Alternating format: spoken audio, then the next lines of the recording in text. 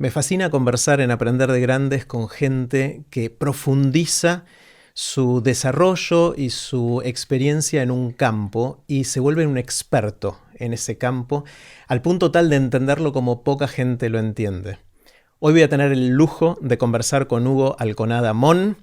Hugo hizo eso y está haciendo eso exactamente en el periodismo, con un montón de premios y reconocimientos y destacándose en un montón de áreas de, especialmente el periodismo de investigación. Hoy vamos a aprender, estoy seguro de que vamos a aprender mucho con Hugo.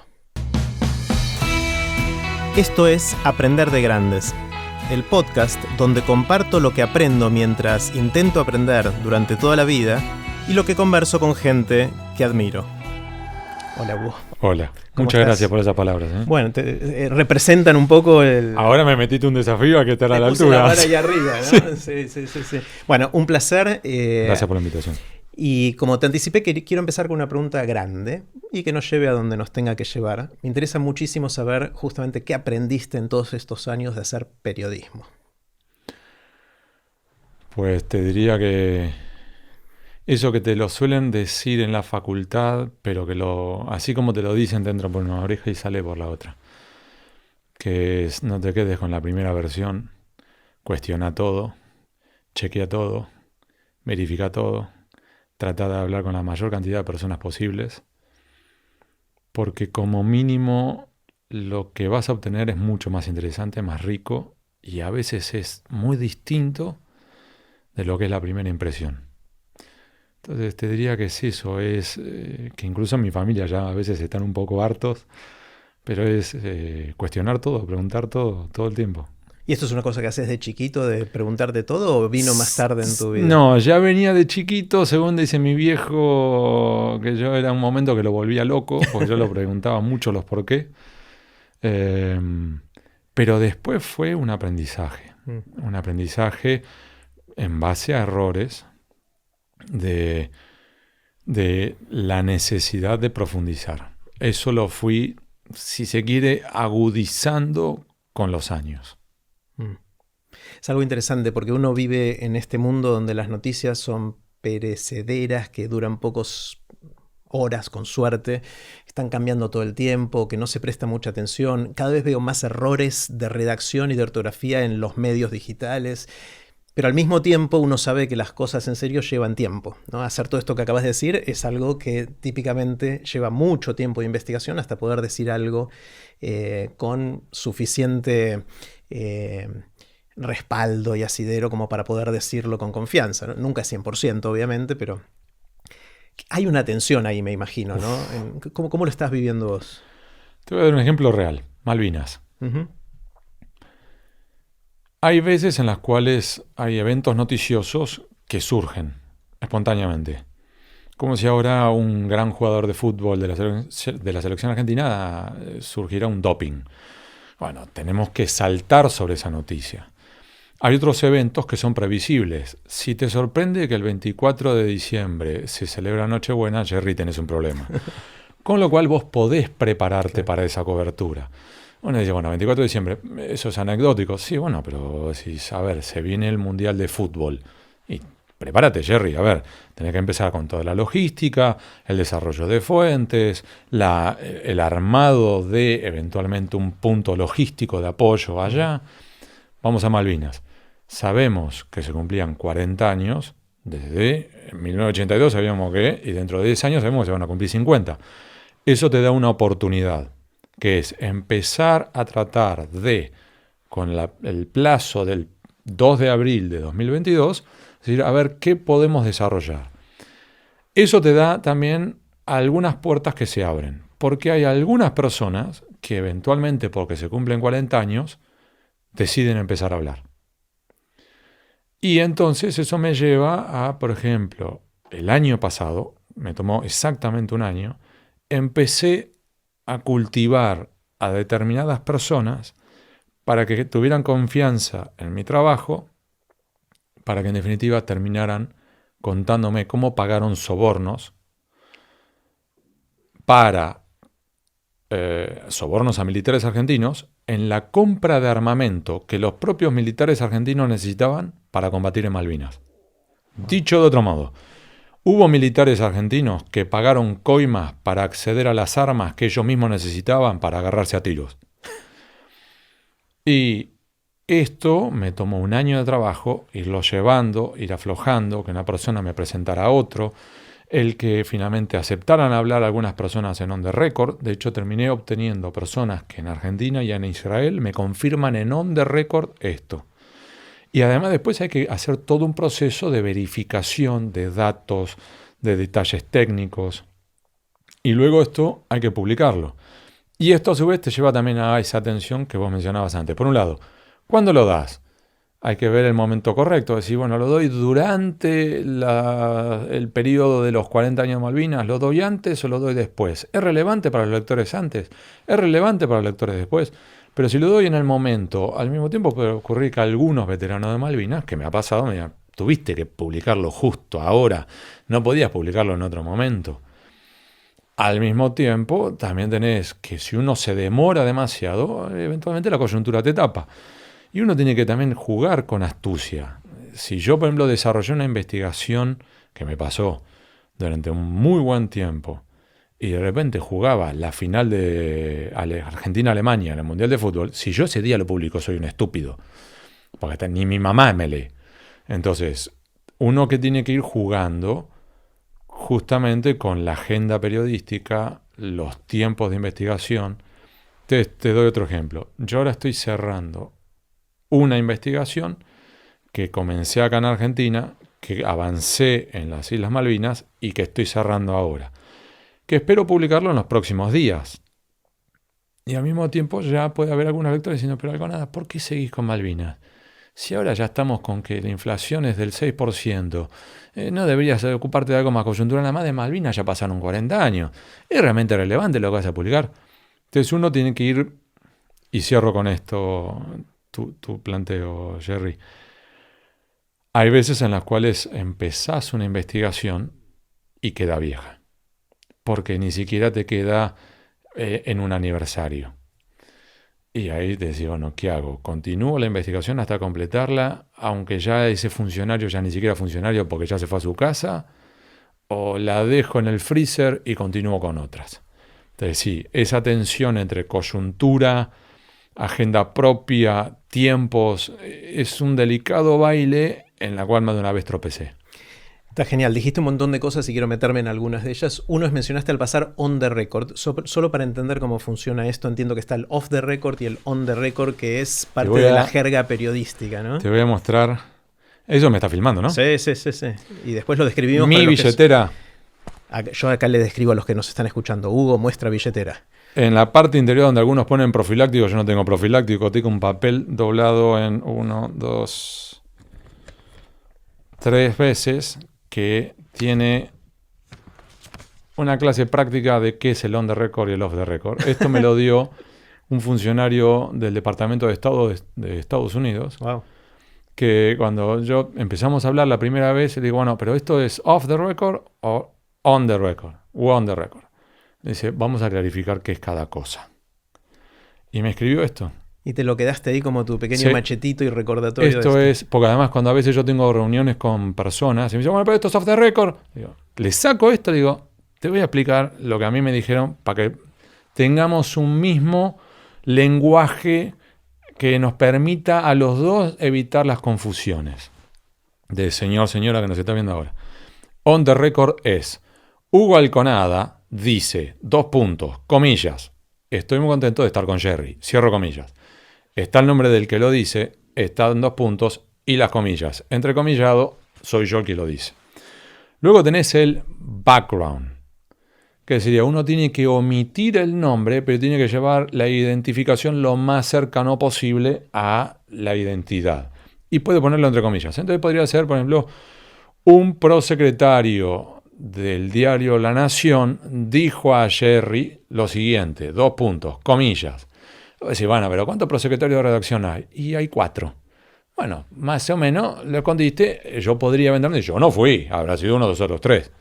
Después viene el deep background, que ya ahí es, no podés entrecomillar y tenés que lavar un poco más quién te lo dijo. Entonces sería, por ejemplo, un periodista de uno de los diarios argentinos de mayor circulación nacional dijo a Jerry que taca, taca, taca, 5 millas sin identidad.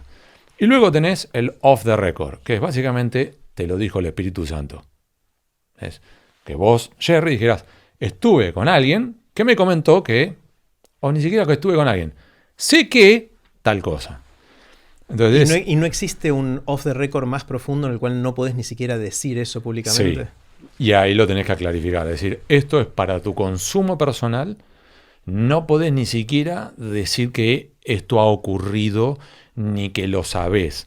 Entonces, como si yo te dijera, mirá, Jerry, sé que Alberto Fernández y Barack Obama, o ahora Vladimir Putin, se van a reunir en París dentro de 10 días. Ahora, Alberto va a ir calladito a la boca, va a decir que se queda en Quinta de Olivo. Aclaro a los que nos están viendo que todo es falso. Es falso, es un ejemplo. sí. Van a viajar calladito a la boca, va a decir que tiene COVID, en teoría va a estar encerrado en Quinta de Olivo, pero se va a subir un avión, se juntan en París, una reunión del G20, pero solamente los líderes. No podés decir que te lo dije, no podés decir que yo te lo dije, no podés decir nada. Ahora, ¿por qué te lo planteo? Porque vos estás todo el tiempo hurgando sobre qué está pasando entre la Argentina y Rusia, y lo que sepas que hay negociaciones, que hay deliberaciones.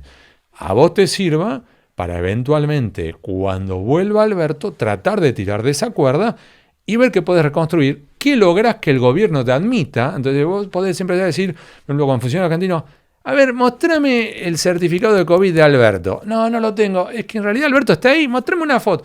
Y podés empezar a meter presión para que a ver si en algún momento te digan, a ver, Jerry, te voy a explicar la verdad. Y ahí ya consigo un on the record. On the record, claro. Entonces, sí, hay distintos niveles de diálogo que, por supuesto, con algunas personas que conocen un poco más, esto es algo más fluido. Con personas que por primera vez se sienta con un periodista, uno tiene la obligación moral de decir, a ver, pará, vamos a explicar esto. ¿Cómo va a ser nuestra interacción? Y ahí empezás. Claro, es como fijar las reglas del juego para que ninguno después se sienta traicionado. Sí, porque al mismo tiempo, lo que vemos de un periodista como máximo es lo que hemos visto en alguna película. De cómo es la interacción entre un periodista y una fuente. Sí, bueno, pero hay minucias que una película no te muestra. O vemos lo que puede decir un periodista en televisión. Dice, bueno, estuve con un funcionario que en off the record me dijo...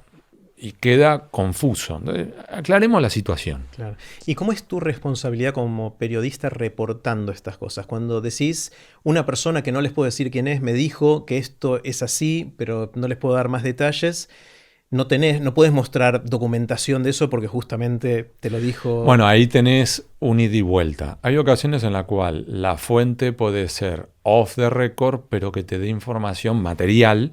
Algún documento. Para publicar o no para publicar, pero que sustente. Ejemplo, suponga vos fueras periodista y yo soy funcionario del Ministerio de, Industria. Hay un informe que muestra que hubo un colapso de la industria nacional del 18% en los últimos 2 años. Si yo lo digo no de récord, me cuesta la renuncia. Ahora, al mismo tiempo, yo prefiero que esto se conozca porque necesariamente tenemos que hacer un giro en la política económica nacional. Otra vez aclaro que esto no es algo real, sino que es un ejemplo. Entonces podría ocurrir, mirá, Jerry, esto es off the record, no podés decir ni siquiera que estuviste con un funcionario del Ministerio de Industria. Esto es para tu consumo. Ahora, si alguien te saliera a desmentir, acá tenés el informe. Bien. Acá lo tenés. Por un lado, esto te va a permitir apoyarte frente a tus propios editores, que te dicen, pero ¿dónde lo tenés sustentado? Tenés el informe, y además, mirá, para que verifiques que el informe es real, no es que yo me senté y lo imaginé. Fíjate que está volcado en este expediente administrativo, este es el número. Fíjate si lo cruzás con la computadora, acá tenés el registro de movimientos, y además vos fíjate que esto fue cursado por correo electrónico a las siguientes autoridades. Taca, taca, taca, taca, taca. Que vos, a su vez, podés después dar la vuelta y decir, los 18 destinatarios de este correo electrónico, algunos de los 18, ¿tenés forma de decir, vos recibiste un informe el 24 de marzo de 2022 desde la Secretaría de Industria diciendo que había un relevamiento de la industria nacional en los últimos años? Sí, Hugo, pero no te puedo contar sobre eso. ¿Pero lo recibiste? Sí. Decía que había una caída del 18%. No te voy a confirmar ni desmentir eso. Pero número uno, ya tenés que el correo electrónico existió. que venía con datos estadísticos, que además había destinatarios, uno de esos destinatarios te lo confirma, te ya empezás a reconstruir una historia que cuando vas a publicar es una primera fuente en off the record, una segunda fuente que te confirma la existencia de un intercambio y tenés vos la copia papel. Entonces vos por ahí no podés publicar el nombre o no podés publicar papel, pero podés salir a repartir piñas, Claro. que podés sostenerla y tus editores saben que tenés las espaldas cubiertas. Claro. Todo esto se llama periodismo de investigación. Entiendo que ese es el gran título. ¿Cómo se llama? Sí, sí, de todos modos, a ver, periodismo de investigación a mí no es un cliché. Ok. Mucho de lo que estoy contando se aplica en periodismo cotidiano o debería aplicarse. Tenés algunas características un poquitín, no más complejas, un poquitín distintas en periodismo de investigación, sí. Claro. ¿Y es verdad que cada vez se hace menos de eso? Sí. O sea, está decayendo respecto al día a día y la coyuntura, porque Sí. eso te come, como decías antes, ¿no? Sí. Es que lleva costos adicionales, tiempos adicionales, dolores de cabeza adicionales, dolores de cabeza personales, laborales, publicitarios. A mí me pasó, llevaban varias veces que hay anunciantes que piden mi cabeza al diario. Gracias a Dios, toco madera, el diario me ha sostenido. Ha habido conferencias de prensa para denigrarme. Ha habido investigaciones penales que se han abierto, se han intentado capturar a mis fuentes. Y para el diario tampoco es grato. Es decir, de repente viene un anunciante y te dice, yo por lo que acaba de publicar Alconada, yo retiro la publicidad anual. Costo $1.000.000. Hay que aguantar la pérdida de $1.000.000 en el momento de retracción de la cartera publicitaria. Claro. Entonces a mí me ha pasado de yo publicar una serie de notas que siempre antes de publicar llamo para conocer la posición. Y la respuesta fue, no vamos a debatir si eso es cierto o no es cierto, sino simplemente vamos a comunicarles que si ustedes lo hacen, retiramos la publicidad. El diario estaba en ese momento en un programa de retiro voluntarios. Con lo cual, si yo hubiera retirado la nota, te dejo una pregunta, Jerry. ¿Algunos de mis amigos que se fueron en el retiro voluntario se hubieran quedado? Entonces sí, en la teoría uno puede decir, qué lindo, y el diario te bancó, Hugo, y qué bueno, y primó el periodismo, y publicaron igual. Sí, publicamos igual. Y me acuerdo que fue el 15 de junio de 2013. Pasó muchos años, pero me quedó grabado. ¿Por qué? Porque ese día cumplía 39 años. Y además se daba que era el Día del Padre. Entonces, yo en vez de estar festejando mi cumpleaños el Día del Padre, estaba repartiendo piñas, piñas, o sea, en una discusión dura, áspera, y el diario bancó, y publicamos. Y uno podría cerrar la historia y decir, qué lindo. Y tú podrías decir, sí, Jerry, y yo creo que varios de mis amigos se fueron en su casa. Entonces, la próxima vez que te pasa eso, los dedos te tiemblan. Pues si yo escribo esto, ¿quién de los que están acá en esta redacción se va? queda sin laburo. O sea que hay una tensión obvia entre el negocio y la misión periodística de informar todo lo que se pueda, ¿no? Sí. Que yo te diría, soy muy afortunado. Otra vez, un cliché que se enseña en alguna facultad de periodismo es que viene el dueño del diario, te agarra y te dice, hoy vamos en contra de Carlitos. O por el contrario, no toquen a Teresita. Y en la práctica, al menos en el Diario de la Nación, eso no ocurre. De hecho, hay una separación entre lo que es la línea editorial y la parte de redacción y la parte comercial, que se ha logrado preservar bastante bien. Entonces, me ha pasado a mí, de yo escribir sobre una persona diciendo, esta persona, de acuerdo a la información que en realidad no tiene nada que ver con esto, el mismo día que en una editorial del diario le daban una cachinga, Jerry. A esa misma persona. Y la persona me decía, pero ¿por qué no se ponen de acuerdo entre ustedes? En el mismo diario papel me están castigando y me están limpiando. Elogiando. Eso por un lado. Y por otro lado, me ha pasado, en otro ejemplo parecido, que lo mismo. Otra empresa que yo estaba investigando también dice que si ustedes publican, entonces el director de comercial, que es un tipazo, ya pobre conmigo, me ve entrar y ya ves que se toma algo para la acidez. Decís, sí, Hugo, te escucho. Le digo, otra vez, bachi. Entonces, Hugo, bueno. Pero se ha portado como un caballero. Y de hecho, más de una vez me dijo, bueno, Hugo, banca muerte. Me dice, decile vos a los dueños, diciendo, bancátela. Ustedes, viste, llamarlo y a uno de los dueños de la familia Zaguer y decir, mira, está pasando esto. Y el dueño, uno de los Zaguer me dijera, ¿por qué me lo estás diciendo? Dice, porque te quiero avisar que si publicamos, retiran la publicidad. Y Jerry, para mí fue maravilloso, me dijo, el día que una pauta publicitaria nos condicione nuestra línea editorial, estamos jodidos. Dejó de ser un diario, pasó a ser otra cosa. Eso. Sí, otra vez, así, qué lindo. Pues yo le dije, muchísimas gracias, Julio. ¡Pum! Corté, lo miraba y le dije, estamos bien, ¿eh? Y salí antes de que se arrepintiera alguien. Salí como Forrest Gump corriendo. Ahora, después vos sabés que cuando llegás a fin de año, los números están en rojo, el retiro voluntario viene. Y más de un amigo, de hecho, la computadora que tengo al lado está vacía. Porque hubo alguien que se tuvo que levantar e irse. Por otro lado, voy a argumentar a ver si puedo al revés, que si empezás a hacer solamente aquellas cosas que no van a poner en riesgo la pauta, vas a crear un producto que va a ser menos interesante, va a tener menos circulación, menos views, menos esto, y por ahí se cae el negocio por otro lado también. Ese es un punto. Y ese es uno de los argumentos que me ha dicho Zaguer. Que te aviso, yo con los Zaguer tampoco es que me llevo maravillosamente bien. Me llevo bien.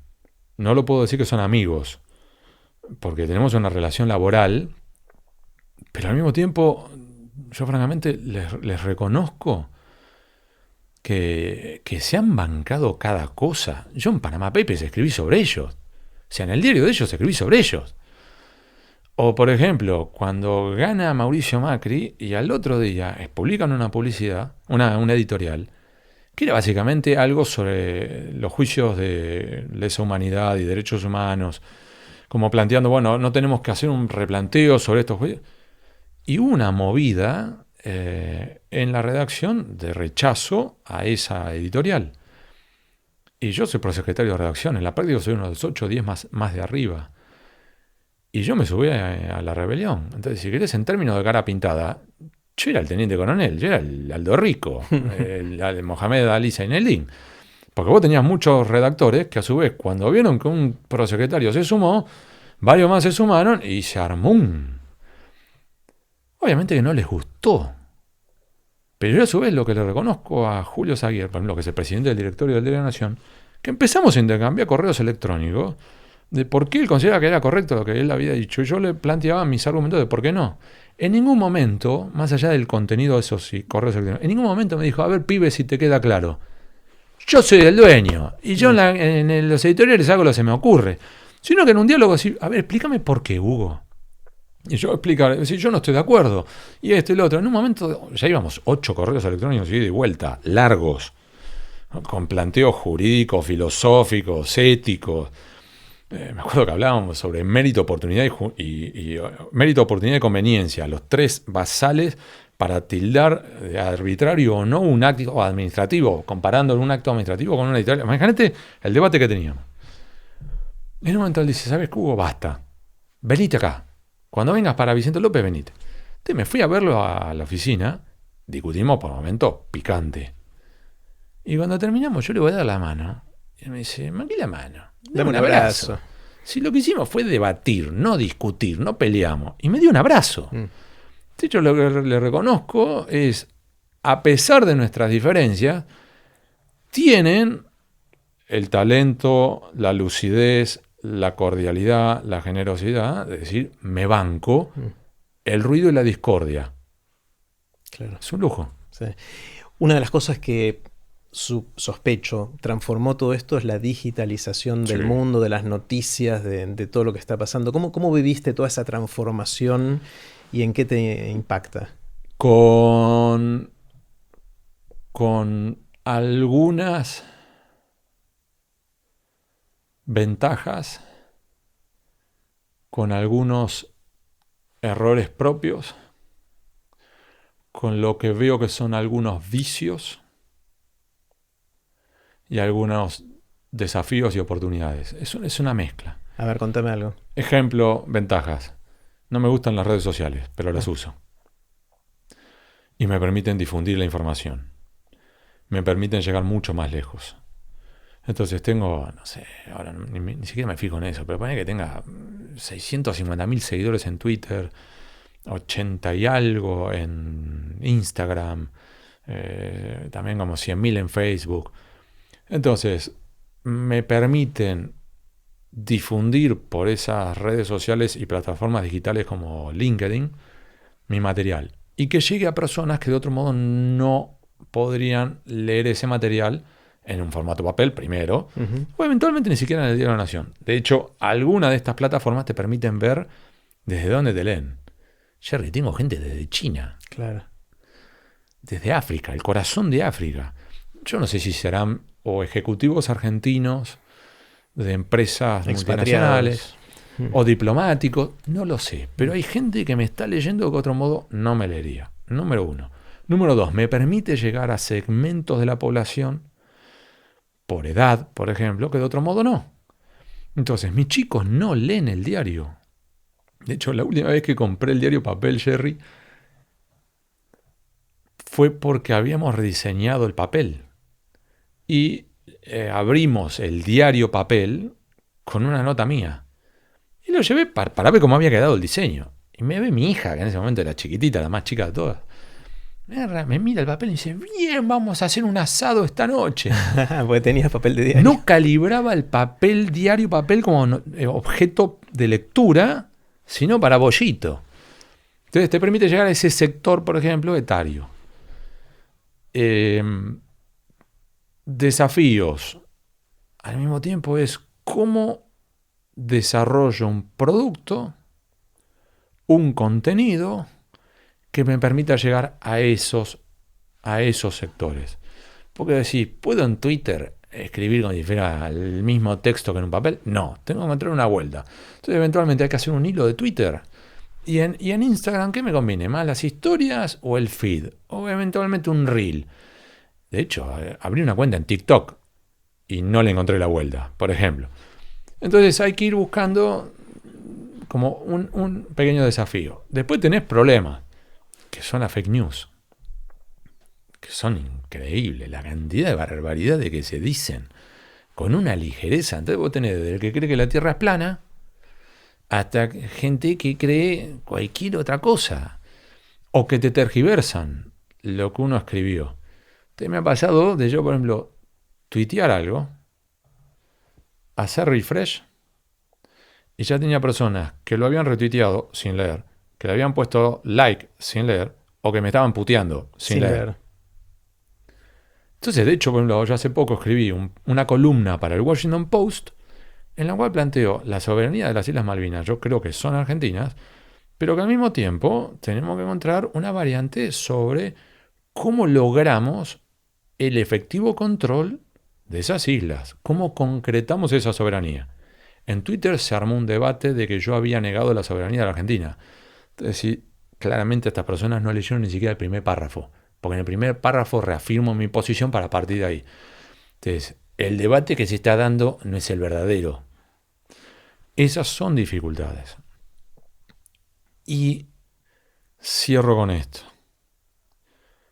Yo creo que hoy son una realidad. El punto es cómo las aprovechamos para mejorar nuestro propio trabajo. Y ahí es una dinámica a menudo de ensayo y error. Por ejemplo, cuando yo hago un tweet que es autosatisfactorio, es decir, informativo por sí mismo, genero más retweets, pero menos clics a la nota. Cuando por el contrario digo, las 4 claves para entender por qué la soberanía argentina hoy debe replantearse, genero menos retweets y más clics. Es ejemplo menor, sí, pero digo, uno tiene que ir empezando a decir, a ver, ¿cómo? Son las reglas de juego de y al mismo tiempo sabiendo que yo, por ejemplo, tengo, y ya con esto cierro, tenés, y es muy frustrante a veces, jugando también con la nota, tu pregunta anterior, hay veces en las cuales vos, por ejemplo, dedicaste un año para una investigación, la publicás y termina siendo trending topic en Twitter. Y en la nota más leída en el Diario de la Nación, lo carpincho de Nordelta. Debo decir, claro. Dame un minuto que voy a la puerta y me agarro los dedos. Claro. Claro, hay mucho de eso. Hay mucho. Otra cosa que veo con la digitalización es que cuando yo era chico, si comparaba La Nación, Clarín, Página, no sé, distintos diarios acá en Argentina, hablaban de cosas distintas, algunas cosas en común y otras cosas distintas. Con la digitalización se están mirando todo el tiempo y parece que se están copiando todo el tiempo. Con lo cual no importa cuál abrís, salvo que haya clara orientación política distinta, si abrís diarios que tienen orientación política parecida, ves exactamente las mismas noticias, a veces hasta los titulares son copiados, ¿no? Entonces, sí, porque ahí tenés editores que están pendientes de lo que pasa, tanto en redes sociales como, por ejemplo, en las radios. Entonces, por ejemplo, vos estás, me ha pasado, yo fui corresponsal ante la Casa Blanca, yo estar en la Casa Blanca, en West Wing, en una conferencia de prensa, y yo estaba recibiendo mensajes, o sea, estaban a punto de hablar sobre la Argentina, sobre un tema relevante de la negociación, por ejemplo, con el Fondo Monetario Internacional. Y yo iba recibiendo mensajes que me mandaban de Argentina diciéndome, por ejemplo, Clarín dice que, o página 12 dice que, en la conferencia de prensa tal cosa. Y yo miraba así, y yo, ¿sí que no está página 12? Entonces, no sé de dónde le mandaron eso, pero eso no pasó. Y yo terminé mandando mensajes mientras estaba en la conferencia de prensa. Eso no pasó. Estoy yo en la conferencia de prensa, eso no pasó. Bueno, Hugo, pero algo tenemos que dar. Te estoy diciendo que no pasó. Entonces, es muy loco. Pero esa presión constante está. Te digo, una de las mejores cosas que me pasó en la cobertura de Islas Malvinas, de hecho, 2 factores clave para mí en mi cobertura de las Islas Malvinas fue, primero, no fue ningún otro medio nacional. Pude trabajar tranquilo. Y número 2, ¿sabes qué? La señal de internet era pésima. Con lo cual esto no funcionaba. El telefonito no funcionaba. Entonces yo decía, me voy a Monte Longdon. No hay señal. Vuelvo dentro de 6 horas. Volví dentro de 6 horas. Y me podía concentrar y reconstruir lo que a mí me interesaba. Entonces, bueno, durante la cobertura pude dedicar, en total, yo no sé, habrán sido 2 días netos, dividido en varios días más, a un tema que todavía no vio la luz. Ahora, si yo hubiera tenido que, por ejemplo, mientras que yo estaba allá, hubiera estado, por ejemplo, un colega de Clarín, que incluso puede ser un amigo, pero que estaba entrevistando, por ejemplo, a un miembro de la Asamblea Legislativa, desde el me ha dicho, Hugo, ellos tienen a, no sé, John no sé cuánto, y nosotros no lo tenemos, traté de conseguirla. Y yo decirle, mirá, estoy en lo que yo creo que es más relevante, y francamente, si ahora corto esto, me quedo sin esto, más sin aquello. Pero Hugo, tenemos que dar algo. Ok, bueno, bien. Y terminabas haciendo algo mediocre por teléfono. Entonces, por presión competitiva. Es ridículo. Sí, sí, sí. Bueno, uno de los temas, Hugo, en el que te metiste mucho, es el tema de la corrupción. Es un tema que, de hecho, tu charla en TEDx Río de la Plata habla sobre ese tema en el 2018 fue. Todavía me la recuerdan. Sí, te la recuerdan. Sí, sí, sí. Bueno, esa fue, me encantó el proceso de preparación y también el resultado. ¿Te puedo contar algo sobre esa? Dale. A mí la preparación me costó mucho. En ese momento estaba detonado de trabajo. Sabía que estaba en falta y me puse a trabajar. Se portó como un genio. De acá me saco el sombrero. El que fue mi mentor me llevó, me cuidó, me tuvo paciencia, me volvió a cuidar, me castigó. Todo con un gran talento. Así que... Pero hubo un momento en el cual, vos sabés que agarré la bicicleta y me fui con una mochila y mis ideas impresas en papel. Y empecé a dar vueltas a la ciudad de La Plata, hablándola, repitiéndomela. Y cuando me trababa un momento, frenaba, sacaba el papel... listo. Mira, y no paré de dar vueltas a la ciudad de La Plata hasta que logré internalizarla. Me acuerdo del comienzo, creo que decías al principio, todos los días tengo 1, 2, 3, 5 reuniones con gente y empezabas a listar y tu vecina y no sé qué más. Bueno, fue dura, pero yo aprendí un montón escuchándote y viéndote en el proceso de preparación. Esto fue ya hace 4 años, parece que, o sea, es increíble, hubo una pandemia en el medio y algunas cosas más. Pero a mí me impactó mucho escucharte decir cosas que la gente dice, no sabías eso, no sabía. O sea, quizás era yo porque no estaba muy informado, pero lo pintaste de una manera muy cruda y Y al día de hoy me produce, me estremece el tipo de cosas que contaste ahí, ¿no? Contame un poquito de qué es eso de meterse en los, ¿cómo lo llamas? Los sótanos del país, ¿no? Los sótanos, las cloacas. Nosotros, vuelvo al punto de inicio de nuestra conversación, Jerry. Esta idea que también te lo dicen en la facultad, ¿no? Cuestionar todo. Busca la segunda versión, la tercera versión, trata de averiguar un poco más, llama a otra persona, hurga un poco más. Y en mi trabajo centrado en investigaciones, comencé a vislumbrar que había, como si fuera un segundo nivel. Que entonces vos tenías que, por ejemplo, un juez federal publicaba una resolución sobreseyendo a un sospechoso, a un acusado. Entonces, primer nivel, el juez federal X sobreseyó al ex secretario de Energía Y por la investigación tanto por la sospecha de no sé qué. Y eso es correcto, es lo que ocurrió. Ahora, de repente hay un segundo nivel, que es, ¿esta decisión la tomó el juez porque él consideró realmente que era así? ¿O es, por ejemplo, porque algún emisario del gobierno lo contactó y le dijo, sabemos que usted quiere ascender en el rango judicial y que quiere ser camarista, y en el Consejo de la Magistratura nosotros podemos darle una mano, y entonces si usted lo sobresee, nuestros consejeros van a... Entonces de repente decís, uy, acá puede haber algo un poquitito más profundo. Y de repente seguís averiguando y encontrás con que, por ejemplo, ese señor que le transmitió ese mensaje del gobierno a ese juez federal es a su vez una persona que por lo general no tiene cargo público, que no sabes bien de qué vive, pero que es una persona muy conocida en los tribunales y que va y vuelve como, si querés, correo del zar, y que entra a los despachos sin golpear, y que al mismo tiempo sus vacaciones las pasa en Mónaco, y que al mismo tiempo... Y empezás a encontrar y decir, a ver, entonces por ahí es interesante. Primero, la decisión del juez. Segundo, porque lo hizo. Tercero, ¿quién es este señor?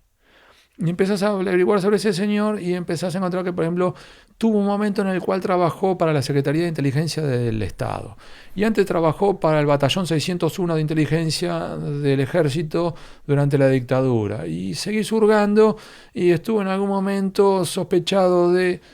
Y empezás a averiguar y ese señor a su vez es muy amigo de otra persona que también es operador. Y empezás a encontrar algo un poco más incómodo.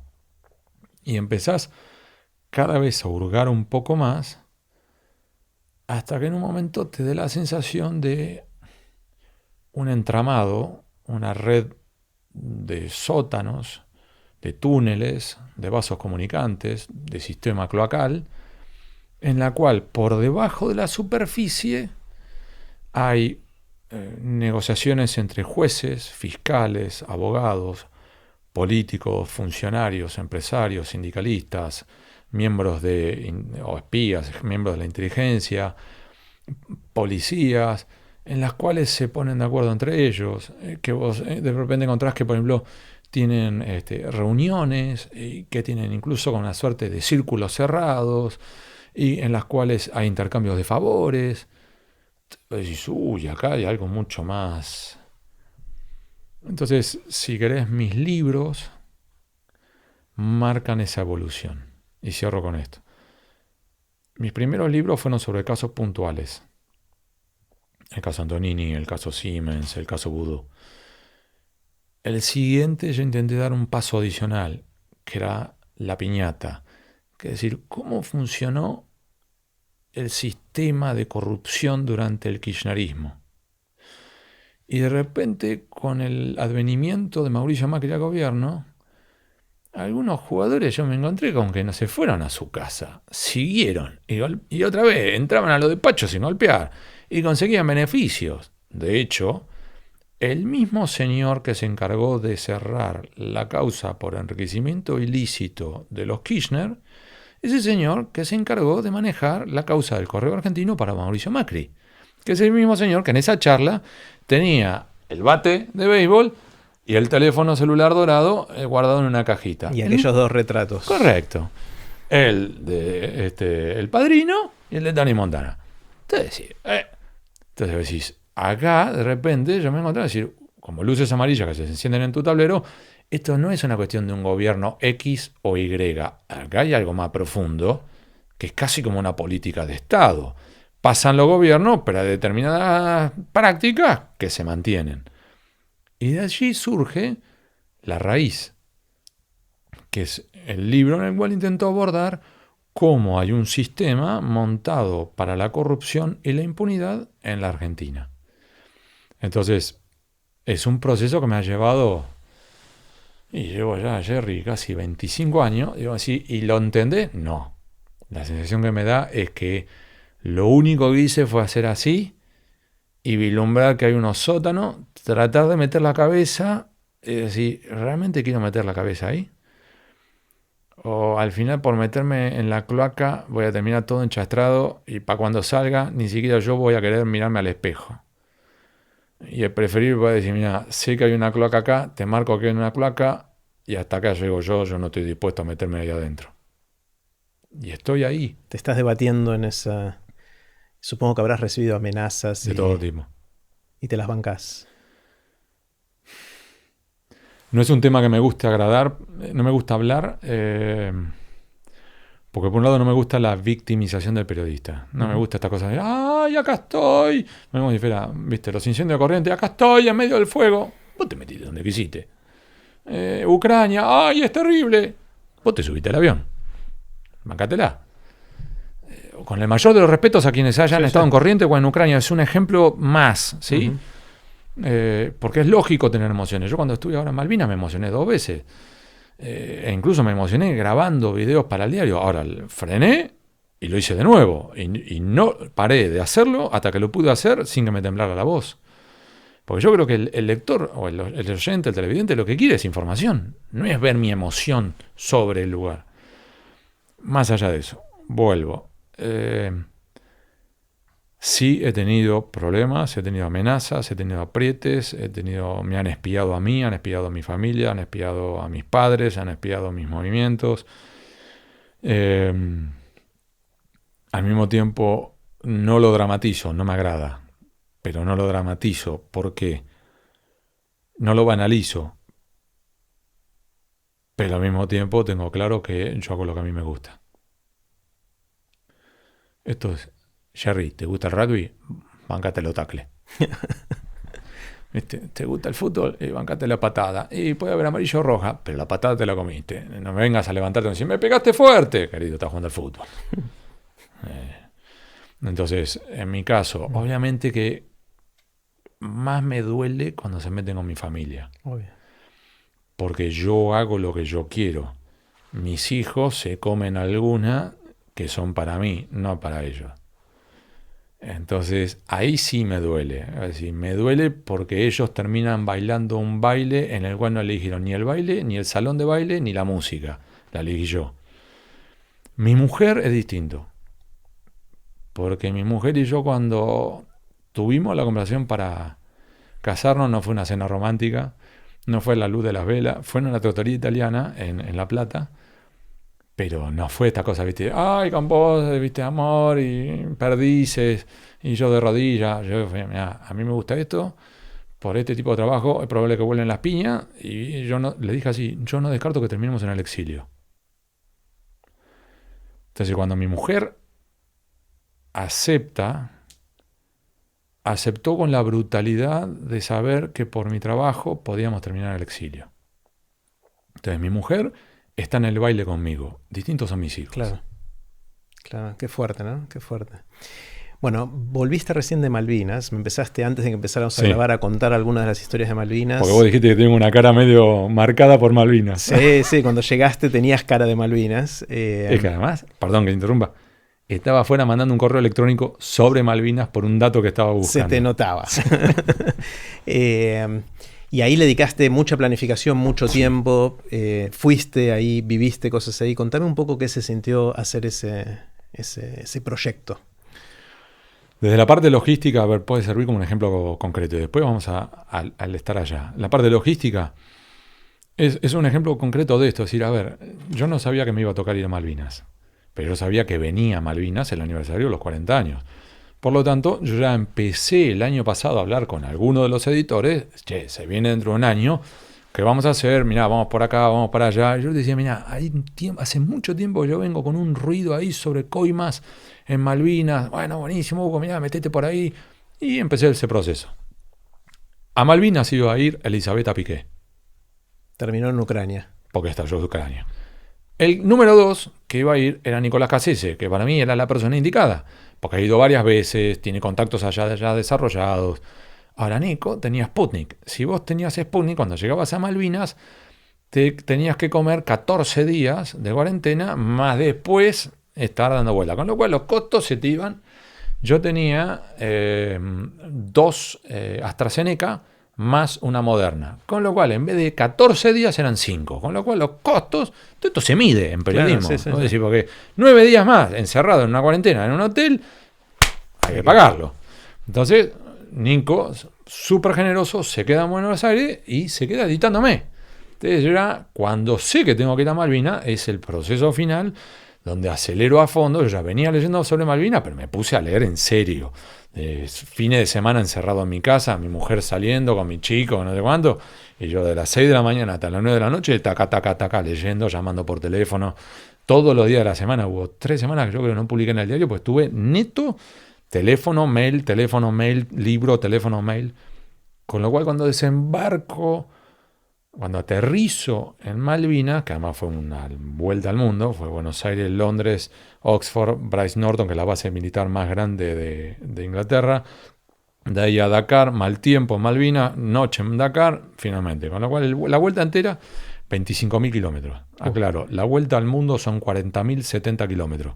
Fue casi más de media vuelta al mundo. Entre la ida y vuelta, di la vuelta y un poco más al mundo. Llegada, isla, cuarentena, 5 días, 2 PCR y finalmente afuera. Y fue Jerry, ya metidos de lleno en eso, una montaña rusa de emociones complejas y contradictorias. Por un lado estás contento de estar ahí, por un lado te tiembla todo, por un lado hay momentos en los cuales los isleños que te tratan súper cordial, pero súper distante, y te hacen sentir, nosotros somos los que estamos acá, desde momentos en los cuales no te digo que quieras acogotarlo, pero no estás cómodo. Y otra vez momentos en los cuales estás contento. De repente caminas por las calles de la ciudad, que vos decís Puerto Argentino, y vos decís Puerto Argentino, todo el mundo termina mal, y te dicen esto es Stanley. Y vas caminando por la ciudad y ves de repente un tanque. Tengo las fotos acá, hay un tanque. Los militares argentinos, cuando fue la rendición, apagaron el tanque. O sea, entonces se fueron. Es un tanque argentino. Tanque. Entonces... Y el dueño dijo, esto se queda acá, y queda acá como recordatorio presente y vivo de por vida de que esto ocurrió. Entonces vos estás en las islas, y mientras que vas caminando por las islas, vos tenés cachetazos. Como si fuera eso, tener un tanque. Entonces... Qué loco que eso siga estando ahí. Es tanque. Sí, ahí se ve. Hugo me está mostrando la foto del tanque. Impresionante. Es un Panhard. Entonces... tenés tanques, cañones, ametralladoras, en Puerto Argentino o en Stanley, como lo quieras decir. Entonces es como una suerte de como eso, de montaña rusa, en la cual, por ejemplo, vas a... Un pariente mío, no quiero hablar mucho de eso porque si no me emociono, peleó en Monte Longdon. La pasó muy mal. Y yo me emocioné. Esta es la batalla del 11 de junio. 11 de junio, que fue horrible, fue un espanto. Fue el final de la guerra. Y además se dieron en un espacio, primero que es una colina, con lo cual los británicos tuvieron que subir. Los argentinos estaban arriba, tirando hacia abajo, pero al mismo tiempo los británicos tirando de abajo hacia arriba, y los argentinos que estaban enfrente en Tumbledown le tiraban a los ingleses. Con lo cual era una lluvia de proyectiles, mientras que de noche tirabas a lo que se te moviera adelante. Vale todo, fuego amigo, fuego enemigo, no sabes a quién mataste, si mataste a alguien. En ese lugar, entre muertos y heridos creo que fueron más de 150. Entonces, en un lugar reducido.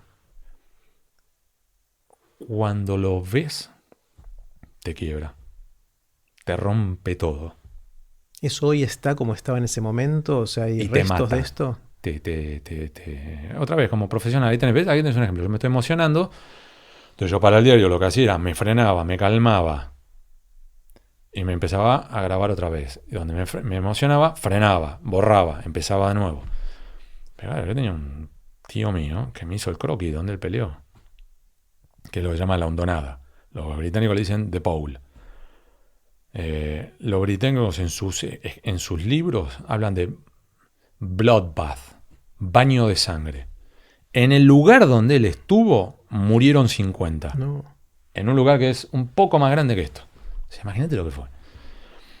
Y mi tío, Marcos, me hace, viste, yo estaba acá, esta era mi posición, acá estaba mi teniente, acá estaba mi cabo, y del otro lado de unas rocas, acá había una cocina de campaña. Él era conscripto, él era... De la promoción anterior, y lo vuelven a convocar para...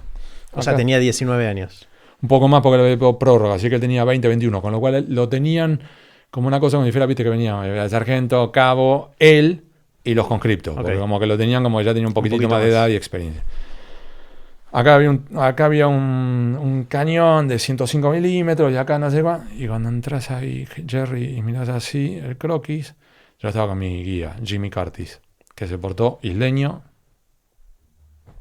Otra vez, el estar ahí te rompe esta cosa, el isleño es un pirata ocupante. Ese señor mostró más empatía y más cortesía que muchos argentinos en redes sociales frente a lo que yo publiqué. Ese señor, cuando yo me quebré, me golpeó la espalda, se retiró y se fue. Me dejó llorar tranquilo. Cuando volvió, me trajo una taza de café. Me dijo, te quedás acá el tiempo que sea necesario. Yo te voy allá atrás. Y me quedé. Entonces, sí, al final, te sacudones. Entonces, vuelvo al punto de inicio de esta pregunta. Estar en las Islas Malvinas es una montaña rusa de emociones complejas y contradictorias. Estás contento de estar ahí, finalmente conocer, y mirás, estás en Puerto Argentino, la costanera, para allá está el aeropuerto, se agarraron a tiros allá. Estás ahí, acá tenés la casa del gobernador donde se agarraron a tiros. Mirás para la izquierda, está el oeste, y tenés allá Kent, Tumbledown, Dos Hermanas, Wireless Ridge, abajo Moody Brook, atrás Mount Longdon. Todos nombres que cuando uno los lee en el libro de historia es un libro más, un nombre más. Y vos decís, ahí es donde se agarraron a tiro. Y cuando vos ves la cordillera no es cordillera, es la serie de colinas, ahora entiendo por qué se agarraron a tiro. Primero por la importancia estratégica de esas alturas, y segundo porque el que dominaba esas alturas te tira bombazo para Puerto Argentino. Entonces de repente vos estás ahí, y toda la mañana yo salía a correr, 8 de la mañana, y salía a correr, y miraba para la izquierda, y me venía a Monte London, donde mi tío se agarró a tiro. Y decís, uy. Y ahí arrancás a correr, diciendo, uy, y empezás. Entonces, nada más es, ahí es donde peleó mi tío. Ahí abajo donde un amigo mío, muy amigo, Claudio, en Moody Brook, él era el encargado de retirar los cuerpos de los muertos de su propia compañía. Y tenía que agarrar, en un momento viene una alerta roja, bombardeo, él se carga a un amigo de él al hombro y empieza a correr al primer pozo que encuentra. El primer pozo que encontró fue un pozo cloacal. Y se tiene que tirar de cabeza con su amigo muerto en un pozo cloacal. Claudio me pidió, por favor, pasá por ahí y filmame qué hay hoy. Fui. O sea, hubo un día, esta cosa de decir, ventaja no tiene internet. No me jodan. Fui, nada más que para filmar. Sí, Claudio, acá tenés lo tuyo. Entonces, por eso te digo, es un sacudonazo. ¿Valió la pena ir? ¿Valió el esfuerzo? Sí, valió cada segundo. Pero sabiendo que esa noche, y cierro con esto, pero voy dando ejemplos pequeños, pero que creo que son sintomáticos de... Vamos con un par de amigos, un fotógrafo argentino, Rafael Wallman, que era el único fotógrafo argentino que estuvo ahí en el momento. Estaba en las Islas Malvinas de carambola. No era que fue con la tropa de desembarco. Entonces, es el único que tiene la foto del momento de todo. Volvió 40 años después, imagínate también para él. Y fuimos también con un matrimonio argentino de Cadena 3, Sergio Supo, periodista, amigo mío. Salimos esa noche, estábamos golpeados los tres, vamos a tomar una cerveza. Vas al primer bar, así como tenés esto, todas banderas británicas. ¿Sí? ¿Te la bancas o no te la bancas? Bueno, vamos a tomar una cerveza. Vamos al segundo bar, Victory Bar. Victory Bar se le dice Victory Bar porque el bar de la victoria. Ellos ganaron. Entonces, entras a tomar el bar y te duele. Y vas al tercer bar, era Goose, algo así era. Goose, creo que era Goose. Es ganso eso, ¿no? Sí. Entramos y me salió del alma. Sergio y Rafa dicen, 2 coronas, pues ya veníamos 2 cervezas antes. 2 coronas, bueno, bien. Y yo dije, ya vengo de tomar una Budweiser y después tomé una no sé qué. Y yo, dame una local. ¿Cuál? Dame una local, la que tenga local. Alguna artesanal tenés que tener. Me la dieron, me la agarro así, Longdon. Decidí dónde peleó mi tío. Dale, abrímela. Tac, sí, qué lindo gusto, qué rico gusto tiene. Así, tácate, claro. Así. Por eso te digo, es un... Dicho eso, claro, después también la vivencia cotidiana que para mí fue muy enriquecedora con los isleños, porque ellos también te cuentan su versión y lo que ellos sufrieron y lo que ellos vivieron y lo que ellos padecieron. Entonces, de repente la versión Villiquen de la historia empieza a crujir. Es decir, esto fue bastante más complejo de la versión que nosotros teníamos. Y se complica. Y dijiste al pasar que fuiste ahí porque había sospechas de algún tipo de corrupción. ¿Cómo fue eso? Eso fue por el lado, este tema de la corrupción toca por el lado de los militares argentinos que terminan pidiendo coimas para la compra de armamentos para combatir. No entiendo, ¿ellos pidieron coimas? O sea, los militares argentinos sí. Salieron a buscar por el mundo armas. Cuando encontraron, en pleno embargo, cuando finalmente encuentran a alguien que está dispuesto, a pesar del embargo de venta de armamentos a la Argentina, aún así está dispuesto a venderles armamentos, los argentinos dicen, ¿cuánto es? Tanto. Bueno, el 10% para mí. Entonces el vendedor dice, perdón, yo te estoy ayudando a vos. Yo me voy a comer el riesgo de que, por el embargo, yo termine con un quilombo y vos me estás pidiendo coima. Sí, el Diego. Y tuvieron que pagar. Entonces, esa fue una de las notas que yo publiqué. Después escribí, por supuesto, sobre el cementerio argentino, sobre Monte Longdon, sobre el 2 de abril. Cómo ven los isleños el 2 de abril, que claro, armó un ruido acá en Argentina, porque nosotros lo tomamos como el día que nosotros logramos recuperar, al menos durante unas semanas, el control efectivo de la soberanía. Eso es correcto. Desde la perspectiva de ellos, nosotros fuimos Rusia frente a Ucrania. Entonces me decís, yo en esta me veía yo como Ucrania frente a Inglaterra, que era el imperio que venía a tomar. Entonces de repente vos decís, ¿estoy de acuerdo con lo que vos pensás? No, pero tengo que tomar en cuenta que esto es lo que vos pensás. A partir de que yo admito, o por lo menos vislumbro tu posición, podemos empezar a debatir, pero lo primero que tengo que hacer es, ¿vos qué pensás, Jerry? Y a partir de ahí empezamos a dialogar. Entonces, es todo un sacudón. Vos estás en las islas, Jerry, y vos tenés ahora la bandera, la Union Jack, que es la bandera británica. Tenés la bandera de los isleños, que es la de las Falkland Islands, que ellos se definen a sí mismos como country, como país, y tenés la de Ucrania. Porque ellos se ven en el espejo de Ucrania. Claro. Entonces decís, ¿y quién es Rusia? Y terminamos diciendo, ¿quién va a ser? Estúpido, son ustedes. Entonces cuando empezás a debatir, nosotros no somos Rusia, por esto, por esto, es muy cargado viajar allá. Hugo, en todo lo que estás contando, en todo este rato, veo que estás como buscando cosas que no son visibles en general y tratando de darle visibilidad y después reportando, contando estas historias de lo que descubrís. ¿Sentís que informás o que impactás en que las cosas cambian? Depende. A veces informo, a veces sé que impacto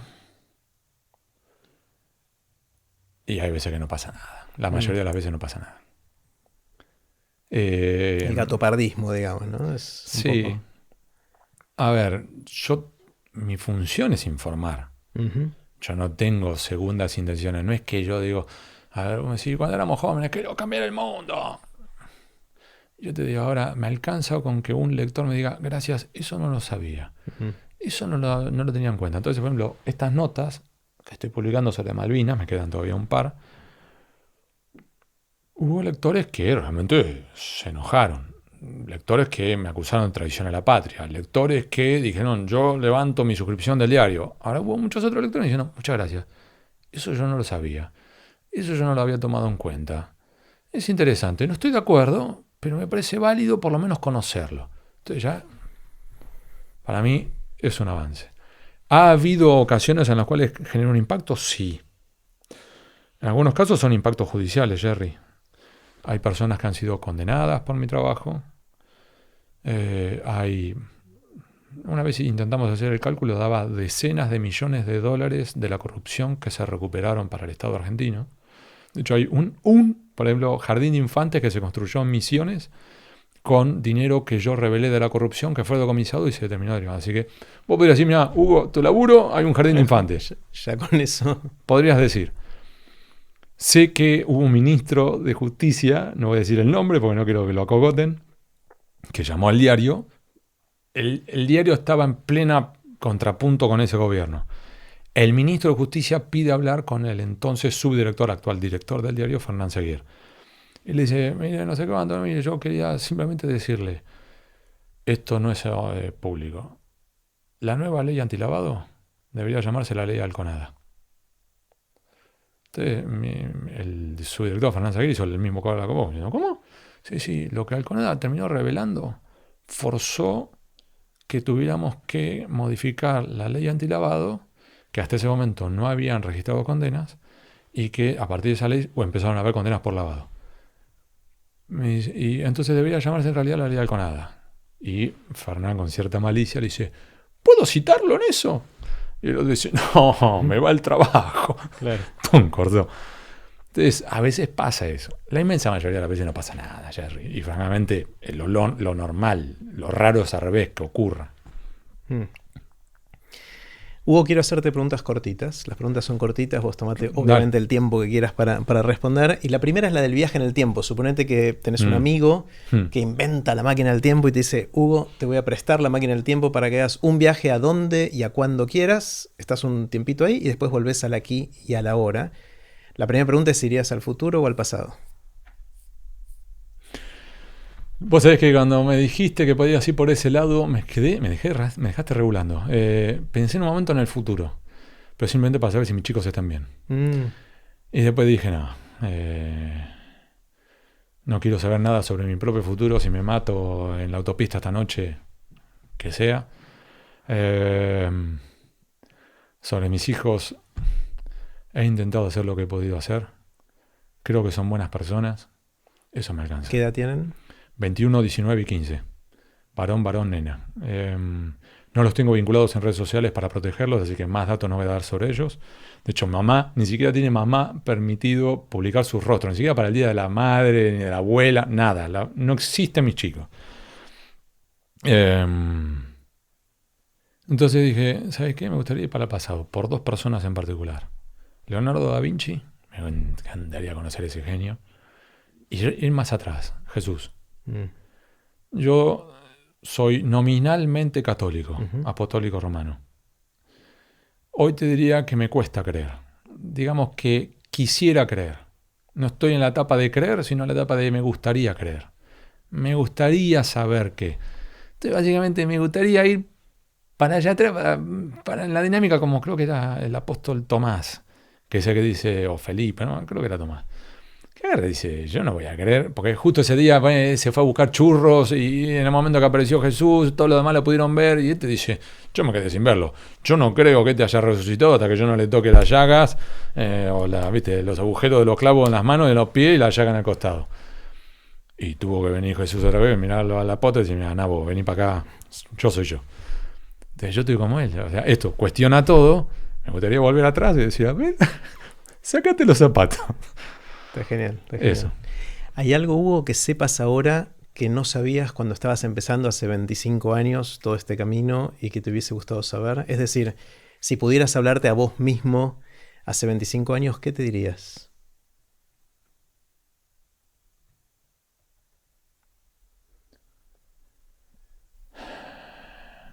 sé más flexible. Como decía, así como un Bauman, el filósofo polaco que vivía en Inglaterra, la realidad es líquida. Sé líquido, sé como el agua. Sé menos rígido. Cuando decís rígido, decís el bien y el mal, o está bien o está mal. No. ¿A qué llamas rigidez? El date momentos en los cuales sabes que estás cansado, dormí media hora más. Bien. Yo me impuse de las 6 de la mañana, a las 6 de la mañana me levanto. Yo dije que voy a ir todos los jueves a Mar del Plata durante 6 meses para investigar este caso. Todos los jueves a las 4 de la mañana me levanto y voy a Mar del Plata. Dije que iba a correr la maratón, me levanto y aunque haya dormido 2 horas, me levanto y salgo a entrenar. Hoy, mirándome para atrás, a los 47, mirando para atrás, te diría, sé un poquitito más flexible. Sobre todo porque una cosa es cuando vos sos rígido con vos mismo y otra cosa es cuando tu familia sufre esa rigidez. Tu familia no es vos. Eso me diría a mí mismo. Está buenísimo. ¿Hay algo que pienses, yo sé que hay muchas cosas, pero hay algo en particular que pienses que es distinto a lo que piensa la gente que te rodea? Puede ser el círculo más íntimo o un círculo más amplio. Sí. ¿En qué sos distinto?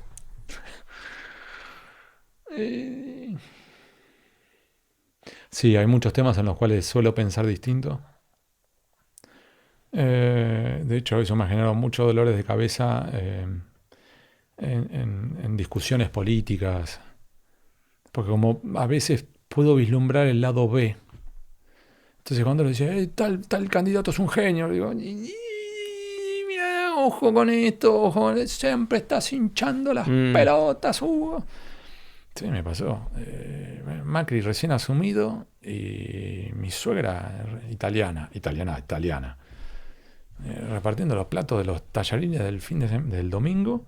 Y cuando me iba a dar el plato a mí, me vengo en el escalafón, viene primero mi suegro, después viene, no tiene hijos varones, así que primero viste la primera hija mujer, después viene el marido, después viene la segunda hija mujer, después vengo yo, viste, todo el nieto varón va antes que yo, o sea, y cuando me toca el plato a mí, no me lo soltaba. Entonces yo la miraba así y me dice, Mauricio, no, afloja. Entonces, todo el tiempo estoy, si querés, como en una cosa media contracorriente.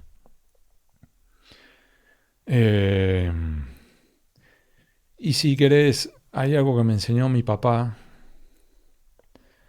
que es esta cosa que es, tenés que ser igual de duro con el que tiene menos poder que vos que con el que tiene más poder que vos. Y si no vas a ser duro con el que tiene más poder que vos, no seas cobarde y no te la agarres con el que tiene menos. Aplica la misma vara. Papá lo hizo, presentó los primeros 6 habeas corpus por los desaparecidos en el momento complicado de la dictadura. En nuestra ciudad y demás. En La Plata. Entonces, él aplicaba esa vara, diciendo, si yo no tuve más coraje como para seguir aplicando, para seguir presentando habeas corpus, cuando volvió la democracia yo no puedo viri. Y él era el que tuvo los huevos, perdón por la expresión, tuvo el coraje de presentar los habeas corpus cuando había que presentarlos. Aún así, ese era el límite que él se imponía. Es decir, el coraje que mostré era el que debió mostrarse en aquel momento. Más de eso, ahora de cobarde. Y yo trato de hacer eso. Entonces, si querés, eso es algo que intento, a veces me sale mejor que otras veces. Más de una vez, viste, si querés, como hasta me siento orgulloso que más de una vez mi viejo dice, afloja, deja de meter los dedos en el enchufe, te pelea con todos. Claro, pues me metí con el banquero más grande de la Argentina y terminó procesado por una investigación mía. Me metí con el empresario más grande de la Argentina, Jorge Brito. Me metí con el empresario más grande de la Argentina, terminó procesado por una revelación mía, Pablo Roca. Me metí con los presidentes, la mayoría de los presidentes pidieron mi renuncia al diario. Gracias a Dios, por ahora el diario no me echó. Entonces yo me siento más orgulloso de eso. Ahora, al mismo tiempo, claro, pues sí. Es como ahora Malvina, en vez de levantar la banderita y decir viva la Malvina, yo te publico esto, así sé que van a venir los cachetazos. Bueno, pero lo que corresponde, vamos. Y entras. ¿En qué cambiaste de opinión? ¿Qué venías pensando para un lado y ahora pensás que las cosas son distintas a como pensabas antes?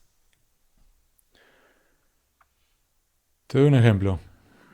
Matrimonio igualitario. Ajá. Y el que me hizo cambiar fue Pepe Cibrián. cuando lo escuché su ponencia en el Senado. Mi posición en eso era contraria al matrimonio igualitario, como una cosa, si es hasta casi de léxico, usa otro nombre, unión civil, o lo que sea, es irrelevante, porque usa matrimonio.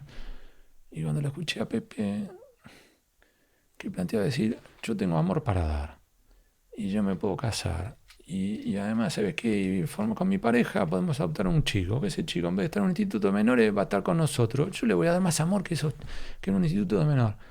Y yo, mientras que yo estaba en la redacción, empecé a hablar, que Pepe, viste, es muy histriónico, y justamente ese histrionismo como que me llamó la atención, miro así, y largué todo, empecé a escuchar, algo así, porque la televisión estaba ahí. Sí. Digo, tiene razón. Se arma un quilombo. Porque claro, en mi casa había otros que pensaban distinto, y de repente pero Hugo, vos pensabas, sí, bueno, y lo escuché a Pepe, y lo que me pareció lúcido, me pareció lógico, me pareció razonable, me pareció válido, en un mundo ideal o en un mundo real. Y yo me muevo en el mundo real. En el mundo real, digo, el pibe está en un instituto de menores, donde además lo van a vejar, droga, eventualmente problemas penales, o le van a dar amor, no jodamos, intentemos esta. Y hoy, años después, ¿fue un drama? No. Entonces, y eso me llevó a cambiar también otras cosas. Me ven el aborto. Sí, en términos teóricos, sí, está fenómeno.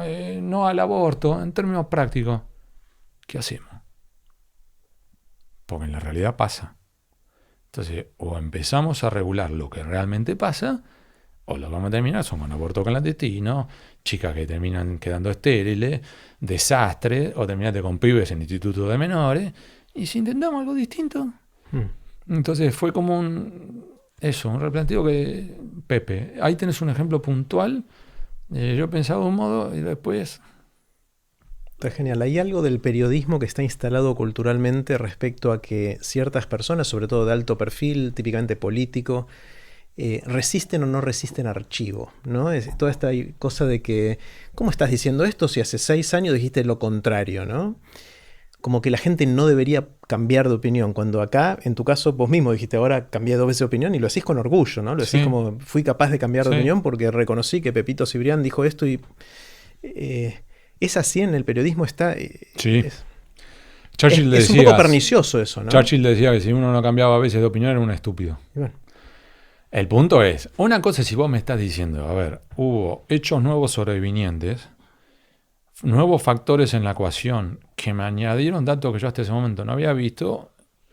Ahora, una cosa es si vos me estás diciendo, no hay inflación en la Argentina, y al día siguiente vos decís, la inflación es un desastre, vos decís, maestro, ¿qué pasa? Bueno, ahí mentiste antes. Claro. Claro, es distinto. Ahí es donde vos ahí decís, no cambiaste opinión, ahí mentías. Claro, es otra cosa. Es un archivo que no te resiste por ese lado. Pero luego, si vos llegaste a la conclusión de que en realidad esto es más complejo, me pasó a mí con Malvinas. Yo intenté, en mi buena fe, prepararme para Malvinas. Soy abogado, me fue bien en la carrera de Derecho, estudiando, y me fue bien en Derecho Internacional Público, me fue bien en Derecho Internacional Privado. Y además, sabiendo que tenía que estudiar, leer sobre Malvinas y escribir sobre Malvinas, leí libros y llamé y averigüé y me junté con el embajador y con el ministro y con la no sé cuánto, no sé qué. Intenté hacer mi trabajo lo mejor posible en el corto tiempo que tenía. Y aún así, cuando fui a Malvinas, hay una serie de factores que hasta que no pisé Malvinas no estaban en la ecuación. Claro. Entonces, cuando de repente vos estás en las islas, decís, uy, yo tengo que reformular esta ecuación. Y cuando le empiezo a agregar nuevos factores, eventualmente el resultado va a ser distinto. Y sí. Entonces, yo lo venía hablando con un par de amigos en un grupo de WhatsApp. Yo le digo, a ver, yo creo que la soberanía es argentina. Sí. Ahora, yo lo que estaba viendo hasta ahora era un lado de la pared. Y nosotros chocando la pared y con la cabeza, pum, pum, pum, durante 40 años. Y de repente me dieron la oportunidad de pasar al otro lado de la pared y mirarla. Y miro la pared y del otro lado, de nuestro lado, se escuchan los cabezazos. Pero de este lado no hay ni siquiera una grieta. Ni siquiera se hizo una burbuja en la pintura. Más aún, como suenan los cabezazos, de este lado construyeron vigas para hacer más fuerte la pared. Es decir, podemos seguir 40 años más dándole cabezazos, que no vamos a lograr nada, solamente un chichón. ¿Y no deberíamos plantear una estrategia distinta? Reafirmo mi reclamo, pero con una estrategia distinta. Entonces, si querés, tenés un ejemplo de eso, es decir, nuevos factores en la ecuación me llevan a decirte, y creo que tenemos que hacer un resultado distinto. Está clarísimo. ¿Qué te asombra? ¿Qué te sorprende? ¿Qué son esas cosas que ves y decís, wow?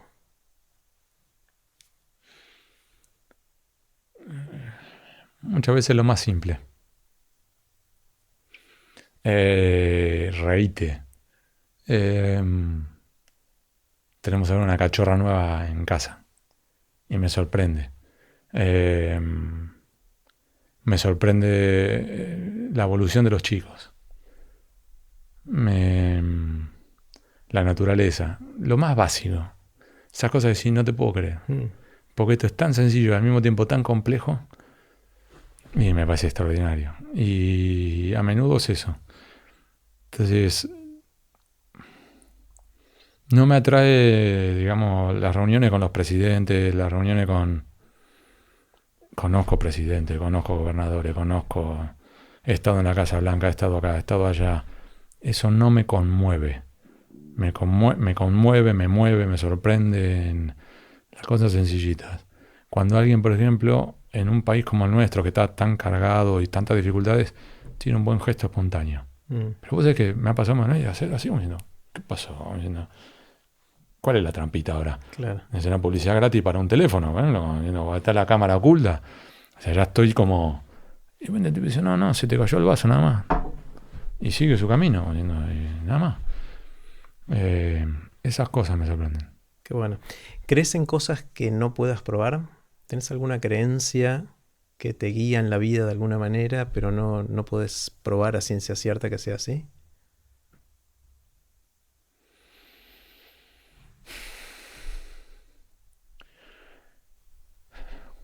Quisiera creer en algo, como decíamos antes, ¿no? Jesús. Entonces estoy en ese limbo, en esa situación media rara en la cual decir, mira, no sé. Ahora todos los días me levanto y rezo un Ave María. Entonces sí, pero Huguito, ¿cómo es esto? ¿En qué quedamos? Claro, ¿en qué quedamos? Entonces como, sí, rezo por la duda. Rezo a cuenta. Claro, creo que Pascal decía eso, ¿no? Que ante la incertidumbre es mejor creer, porque si existe algo y crees, pero al mismo tiempo vos me decís, favores, pero vas a la iglesia y ves, y yo no creo en esto. Esa imagen ahí no me dice nada. Claro. Entonces digo, sí, creo que hay algo más complejo. Creo que hay algo más. Ahora, ¿creo en la imagen esa? No. ¿Creo en ese? No. ¿Creo en no? Y todos estos rituales, sí, sé para qué van los rituales, sé qué quieren significar, porque lo estudié, pero me mueven, me conmueven, no. Entonces sí, la verdad, no piso una iglesia hace años. Claro. Ahora, vos decís, por ahí estoy, fuera joda, estoy caminando me pasó ahora, puede que me conmueva. El 2 de abril decidí correr hacia el oeste. Y le di. Se terminó el camino de asfalto, seguí, camino de tierra, se terminó tierra, piedra, y corrí entre las piedras, hasta llegué lo que yo creo que era el punto equidistante entre Tumbledown, Dos Hermanas y Monte Longdon.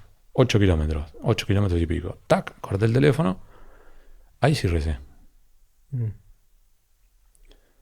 Recé por los nuestros y por los británicos. Toqué el piso, tac, y me volví. Llegué acá al hotel, 16 kilómetros, tac, 16,200. Entonces, me llevó más ese lugar a hacer una plegaria por los que quedaron ahí que cualquier iglesia.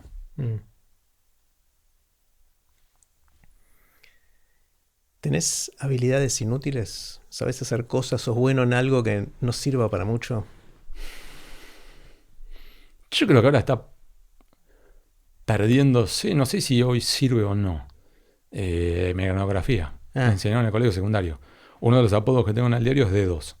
Porque escribís rápido y sin mirar. Exacto. Y todo entonces viene un editor y me dice, Hugo, tal cosa, no sé qué. Y vos seguís escribiendo. Claro, sí, ¿qué pasa? Me dice, Hugo, ¿puedes dejar el teclado? Sí, perdón. Es útil porque en realidad escribís más rápido. Pero hoy, viste, con los deditos se te hacen en el teléfono. Es verdad, ahora en el teléfono eso. No, después no tengo mucho. Soy inútil para todo. Entonces, En todo lo que es. De hecho, soy daltónico. Entonces, Mirá. mis hijos me agarran y me dicen, papá, cuando era más chico, ¿me puedes ayudar a pintar? Se armó un día le pifié en color, el verde con el marrón. Se armó un quilombo. Y, papá, me arruinaste el dibujo. O sea, confundís rojo y verde, por ejemplo. Algunos rojos con algunos verdes con algunos marrones. Ven ahí atrás, ese tapiz, hay algunos que se me van a complicar más que otros. Claro, sí. De hecho, pasa que, viste, bueno, voy a reunión con alguna fuente. No, bueno, tal cosa. Le digo, por la duda, ¿qué color es este? No, este es un azul, no sé cuánto. Te anoto por las dudas. Claro, está muy bien. Mencionaste cómo encaraste la investigación de Malvinas, pero en general, si tenés o querés aprender algo nuevo, meterte en un tema nuevo, que lo haces todo el tiempo porque es parte de tu laburo, ¿por dónde empezás? ¿De dónde tirás del piolín para aprender algo nuevo? Por lo ya publicado. ¿Googleás? Empiezo por googlear. ¿Qué ya se sabe sobre esto? Número 1. Número 2. ¿Quiénes ya han hablado sobre esto? Entonces, supongo que vos y yo, Jerry, tuviéramos ahora que hacer una investigación sobre, no sé, una hipótesis de trabajo. ¿Es posible que el agua no sea potable en la ciudad de Buenos Aires? Empecemos por lo básico. ¿Qué ya se publicó? ¿Hay alguna nota en Clarín, Nación, Perfil, Página, eldiario.ar que ya hablaron sobre esto? ¿Hubo ya alguna comisión de la legislatura porteña? ¿Hubo ya una comisión de vecinos que ya opinó sobre esto? ¿Hubo ya algún informe de la UBA? Empezar por ahí. Así, empecemos por saber qué ya se sabe. Eso nos puede tomar X cantidad de tiempo. Obviamente, dependiendo de cuánto tiempo tengamos, cuánto podemos profundizar. Para a partir de ahí empezar a decir, bueno, a ver, el orden de llamadas a las personas que tenemos que llamar. Porque, por ejemplo, este era miembro de la comisión de vecinos, pero ahora es funcionario del gobierno sobre que eventualmente puede estar metido en la macana. De ahí no hay que llamarlo, porque va a avisar. A este es el último que tenemos que llamar. A ver, entonces, vamos al revés. ¿Quién estaba en el gobierno en ese momento que ahora está en la oposición? Y entonces, por un lado, puede tener ganas de castigar al gobierno, pero al mismo tiempo puede tener información de lo que era de adentro. Tal. Bueno, este puede estar entre los primeros. A ver, sigamos buscando. UBA. A ver, ¿quiénes estaban en la UBA? ¿Dónde están ahora? No sé qué. Hacer un listado de potenciales llamados. Y después es empezar. Y eventualmente seleccionar a uno, o dos, o tres, o lo que fueran necesarios, como los Livingstone. David Livingstone, explorador del Imperio Británico, esto suelo decirlo en las charlas que doy para periodistas. Siglo XIX, hipótesis de trabajo, ¿es posible que el Nilo atraviese el continente africano? Y que eso nos permita, en vez de circunvalar el continente, encontrar una ruta más corta hacia las Indias. Y Livingstone se sube y empieza a explorar. Obviamente no había WhatsApp, con lo cual le perdieron el rastro.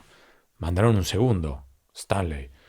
El segundo hace el mismo recorrido, finalmente lo encuentra... Remontando el Nilo, ¿era? Remontando el Nilo, lo encuentra Livingstone, y Livingstone le dice dos comentarios. El primero, no, el Nilo no atraviesa el continente africano, nace en un lugar muy hermoso, con un lago y una catarata, no sé cuánto, le puse el lago Victoria, no honor a la reina, ¿ok?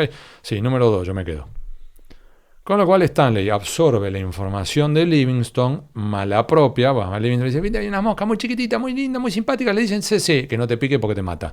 En 24 horas estás muerto. Y no sé qué, muy simpática, pero son caníbales. No te acerques a esa tribu.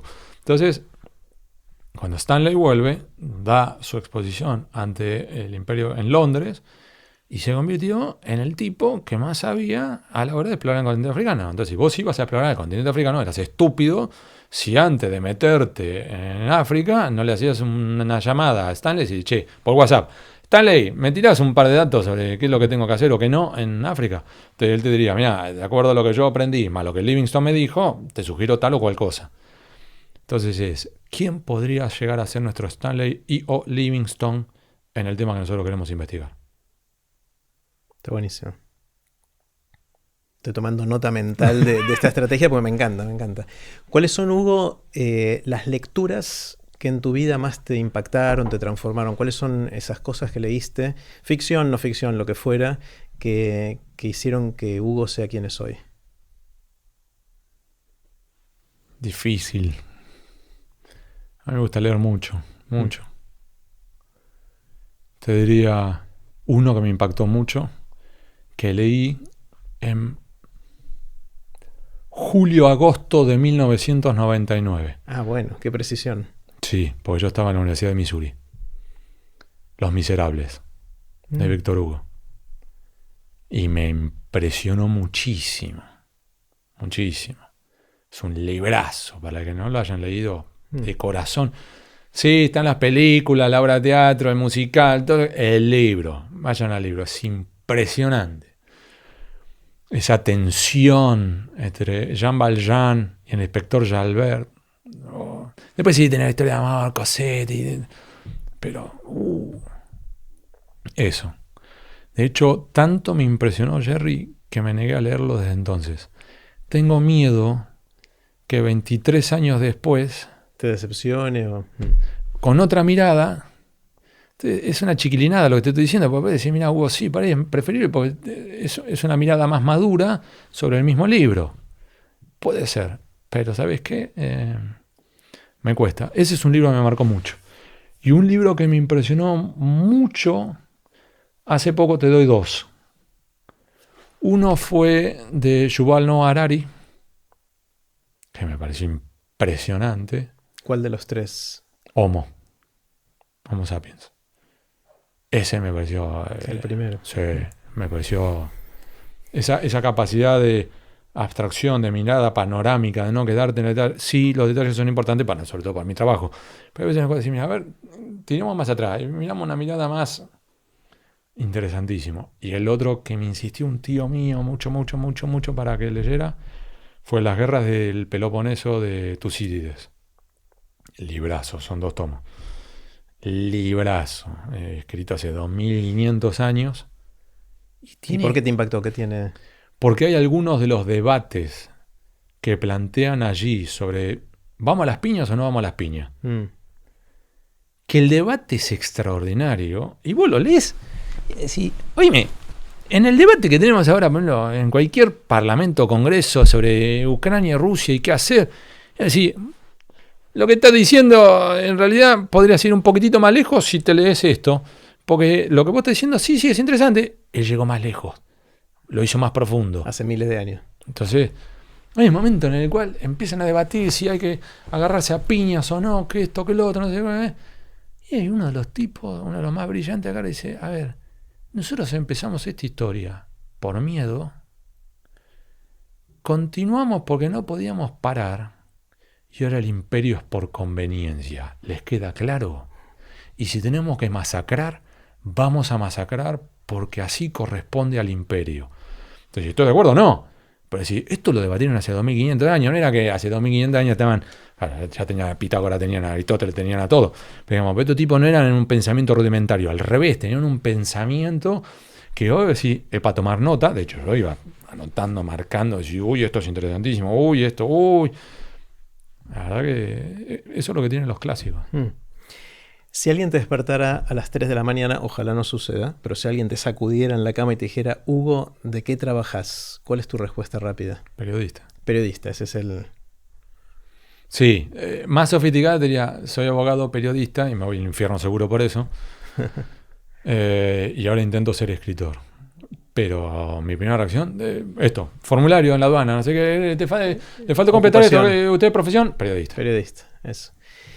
Acá viene la difícil, esta es la más difícil de todas, por lo menos para mí, y es la pregunta del cataclismo. Suponete que viene un cataclismo, de nuevo, supongamos, esperemos que no suceda, pero viene un cataclismo que borra de un día para otro todo el conocimiento acumulado y la sabiduría acumulada de la especie humana, y a vos te dan la oportunidad o quizás la responsabilidad de escribir un párrafo muy cortito que sintetice lo que para vos es importante que mantengamos de ese conocimiento para futuras generaciones, para la gente que sobreviva al cataclismo. ¿Qué pondrías en ese párrafito?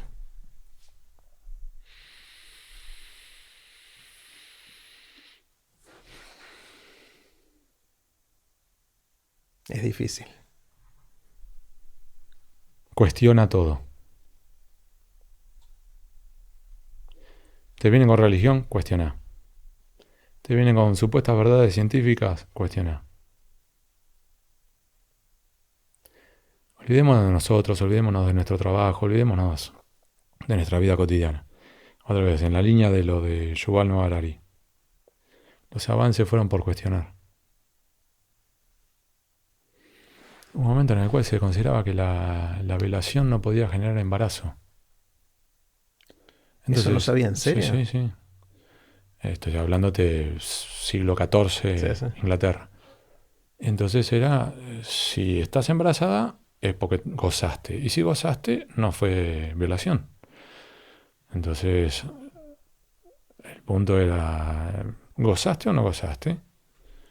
Entonces, cuestionar todo. Sí, podés quedar embarazada incluso con una violación. O Galileo Galilei, es por se mueve. Cuestionó. Sí, me estás obligando a doblar la cerviz. Sí, está bien, fenómeno. Sí, sí, no voy a la hoguera. Pero Epur se mueve. Igual la Tierra se mueve. La Tierra no es el centro del universo. Cuestionó. ¿Entendés? Todo. La manzanita. ¡Pum! Le cayó en la cabeza a Frank. Y el otro dice, ¿y esto por qué? Cuestionar. Eh, todo. Sócrates se la bancó hasta el final. Entonces, Tucídides cuestionó a la versión de Heródoto. Y nosotros tomamos a Heródoto como el padre de la historia. Sí, sí, Tucídides. Sí, sí, sí. Pero déjame que yo reviso. Déjame que haga una nueva versión de la guerra del Peloponeso. Yo me encargo. Entonces, cuestiona todo. ¿Cuál es tu anécdota? Viste que a veces en situaciones sociales contamos historias, anécdotas y algunas empiezan a funcionar y las repetimos. Después quizás van evolucionando en el tiempo. ¿Cuál es una o dos anécdotas que a vos te gustan, te funcionan y repetís?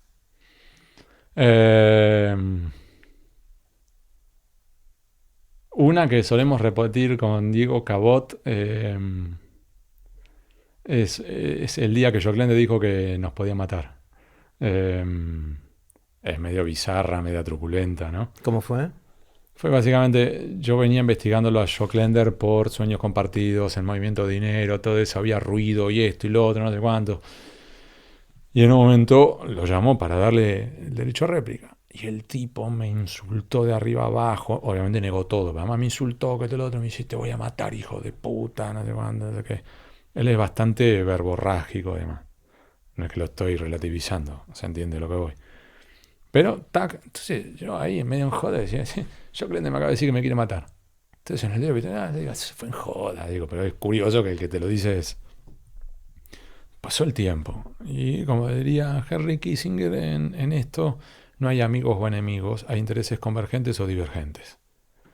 Entonces, de repente, Joclender pasa a ser declarado cucaracha por el gobierno de entonces, pasa a ser objeto de una investigación, el gobierno le suelta la mano, intenta preservar a Madre Plaza de Mayo, y el tipo de repente se ve que queda como el chivo expiatorio, diciendo, yo no era el único metido en este baile y me van a hacer a mí. En ese contexto, lo vuelvo a llamar. Yo diciendo, hola, ¿qué tal? Mi abuelo putea, hola Sergio, ¿cómo está usted? Mira, necesito... Hola Hugo, ¿cómo tanto tiempo? Hace rato que no me llama. Le digo, sí, desde que me amenazó de muerte. Con Hugo, con vos no se puede hablar. Le digo, ¿cómo conmigo no se puede hablar? El que me amenazó fuiste vos. Dice, no, bueno, organizamos para tomar un cafecito.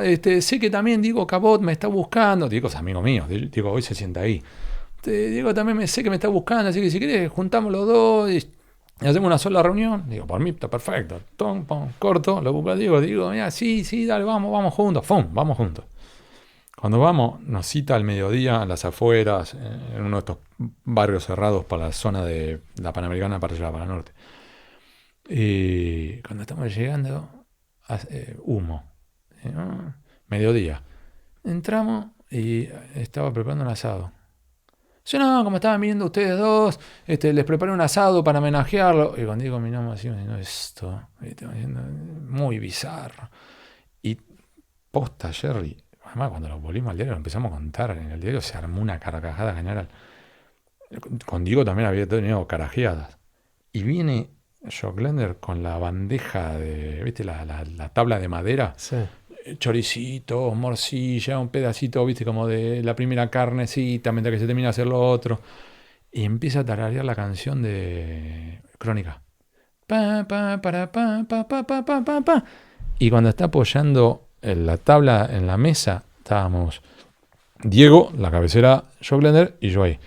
Y cuando está apoyando así, dice, mueren 2 periodistas envenenados en la casa de Sergio Joclender. No. ¡Pum! Apoya la tabla, se da media vuelta y se va a la parrilla. Y entonces imagínate, la cabecera está acá, Diego y yo. Y yo con el cuchillo tenedor, y lo miro a Diego, y le digo, ¿Comemos o no comemos? come vos primero, hijo de puta. Nos empezamos a reír entre los dos, pero ninguno de los dos amagaba a meter el cuchillo. Y viene, Joclender se da cuenta y dice, son 2 pelotudos. Corta un cuchillo, dice, come, y siguió con la joda, porque cuando se da vuelta, a lo máximo morimos envenenados los 3, y se fue. Y decís, bueno, ok. Entonces, cuando volvimos al diario y contamos esa anécdota, gran. Esa es una de las que tengo, sí. Qué locura. Como verás, es muy bizarra, Sí. muy de mi palo periodístico. Claro, o sea, no es de nadie sí, sabe sí, decir, sí. cuando estaba corriendo una maratón, no. No. Claro. ¿Sabés de dónde viene la pasión por lo que haces? ¿Reconoces el origen? Sí, ¿De dónde es? también medio macabro. A ver. Yo fui al Colegio San Luis en La Plata, de los hermanos maristas. Ujú. Un par de años más chicos que yo, iban los hijos de Oriel Bryant, una maestra de inglés muy bonita, que era amiga de mi mamá. Murió asesinada. La sospecha siempre fue que el que la había asesinado fue su marido, que estaban en proceso de separación. El marido en un momento estuvo detenido, después libre, detenido, libre. La situación quedó larvada y terminó impune. La sospecha sobrevolando, pero impune. Han transcurrido 35 años como mínimo, más, 36, 37 años. De hecho, yo tendría que poner 10, 11 años. Y empecé a manotear el diario El Día de la Plata porque yo quería saber quién había matado a la mamá de estos chicos, que no eran amigos míos, pero los conocía. De hecho, en quinto año, al más chico de los chiquitos esos, yo terminé como medio llevándolo como tutor a un campamento y demás. Y yo quería saber quién había sido el asesino. Entonces me levantaba todos los días y en vez de vista remolonear, me levantaba, salía como una cañita voladora para abajo, manoteaba el diario El Día y empezaba a ver qué novedades había del caso. Y esa vuelta de la vida, pues yo te digo, medio macaro, el que escribía los textos de policiales sobre ese caso, en vez de escribir el típico texto de pirámide invertida, jerga en nuestra profesión significa, por ejemplo, un automóvil atropelló ayer a 2 peatones en la esquina de 8 y 48, de acuerdo a informes de la policía. Ambos heridos terminaron en el hospital, están fuera de peligro. Es lo importante, y después empezás los detalles. El conductor fue detenido, se encuentra en la comisaría 4. Siguiente detalle. El detenido será hoy llevado al juzgado. Siguiente. Los heridos hoy serían dados de alta. Entonces vas de lo más importante a lo menor. Por eso la pirámide invertida. Mientras que este señor escribía en base a lo que en ese momento era bastante inusual, ahora bastante común, que es el nuevo periodismo. Te escribo como si fuera novela, pero cada dato que te meto es real. No podés mentir, no podés ficcionalizar. Pero está escrito al estilo Truman Capote o Norman Mailer en parte, Gaitales en parte, en Estados Unidos. De allá viene esta escuela. Y escribí así. Entonces yo me empecé a enganchar porque yo quería saber quién era el asesino de esta mamá, amiga de mi mamá, y al mismo tiempo, porque los textos eran... Te atrapaban. Entonces me fui enganchando. Y para hacerte la historia corta, mientras me iba enganchando, yo iba mirando así y decía, papá, ¿qué significa? ¿Viste? Mirando los títulos. Entonces decía, Estados Unidos. Esto fue por el año 85, 86, 87. Me acuerdo porque en un momento le dije, ¿qué es la perestroika? Y papá, yo le reconozco el mérito y yo creo que en parte mi vocación hoy es gracias a él. En vez de mandarme al carajo, decirme, no me jodas, son las 7 y 5 de la mañana. ¿Vos querés que a las 7 y 5 de la mañana te explique qué es la perestroika? En vez de eso me dice, vení, sentate.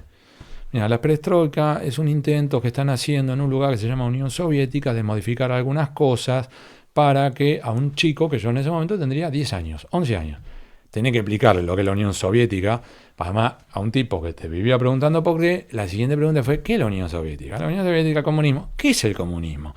Entonces, posta que mi papá en un momento se ponía conmigo, agarrábamos la enciclopedia Salvat y Tesoro de la Juventud, Me decía, comunismo. Tratando de traducirlo a un pibe de 10. Comunismo, tal cosa, no sé cuánto, no sé qué. Entonces, después cuando iba a Buenos Aires, me traía, abogado, viajaba una vez por semana a Buenos Aires, me traía el diario de la Nación, léete de este diario esto y esto. Y me marcaba a José Ignacio López, me marcaba y me traía página 12, me decía, léete, año 87 sale, ¿viste? Llamas a esto. Entonces, a medida que yo iba creciendo, yo terminé la secundaria en el año 91. Yo ya tenía internalizado periodismo, diario, lectura, conocimiento. Entonces, cuando llegó el momento de definir, yo estaba entre Derecho, Ciencias Políticas y Periodismo. Y ahí es donde yo me acuerdo quién me dio ese consejo, pero fue espectacular y ya con esto cierro, me llevó al subsiguiente consejo que fue uno de los mejores que me dieron en mi vida. Yo no sé si fue mi viejo o mi vieja, el consejo me dijo, antes de definir qué carrera vas a estudiar, ¿por qué no vas a preguntar a los que ya están haciendo eso? Hice lo que debería ser obvio, para mí fue obvio, que fue averiguar, por ejemplo, conferencias de, por ejemplo, periodistas. Abogado era mi viejo, entonces yo era la parte del palo de abogado y mi vieja también. Entonces ese palo ya lo tenía por eso. Entonces, periodismo. Bueno, entonces yo esperaba y cuando anunciaban la conferencia de Nelson Castro, Joaquín Morales Solá, José Ignacio López o el que fuere en La Plata, yo iba, esperaba que terminara la conferencia y cuando, viste, van todos a pedir un autógrafo, yo simplemente, solo una pregunta. Si yo quiero hacer lo que usted hace, ¿qué me recomienda estudiar? Entonces, vos no molestás, tomás 5 segundos y la respuesta, 5 segundos. Y la respuesta fue, te digo, casi unívoca, no estudies periodismo. Estudia Derecho, Ciencias Políticas, Economía, Historia, Relaciones Internacionales, o alguna otra más. Economía, ya la mencioné, y después hace un posgrado en periodismo. Y eso es lo que hice, estudié Derecho y después hice posgrado en periodismo. Y fuera de joda, visto hoy Jerry, 20 más, desde el año 92 empecé la facultad. 30 años. 30 años, fue el mejor consejo que me pudieron dar. ¿Y por qué? ¿Por qué no estudiar directo periodismo si es lo que querés hacer?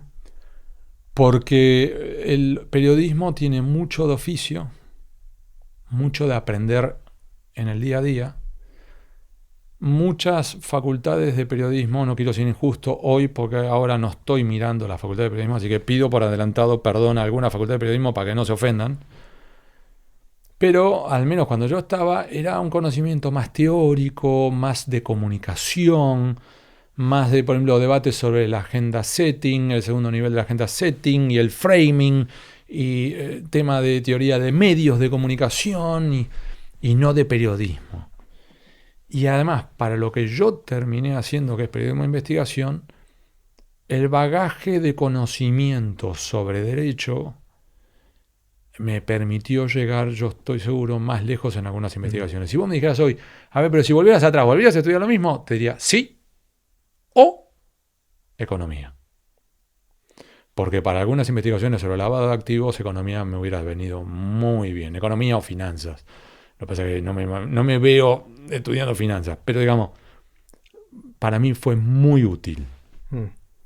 Está buenísimo. Bueno, espectacular, Hugo. Me voy con la cabeza como así como explotando y es algo que voy a tener que volver a escuchar esto para terminar de digerir todo lo que me contaste. Gracias a vos. Así que gracias. Gracias a vos por la paciencia, disposición y el tiempo que le dedicaste a esto. Bueno, muchas gracias. Un lujo, gracias.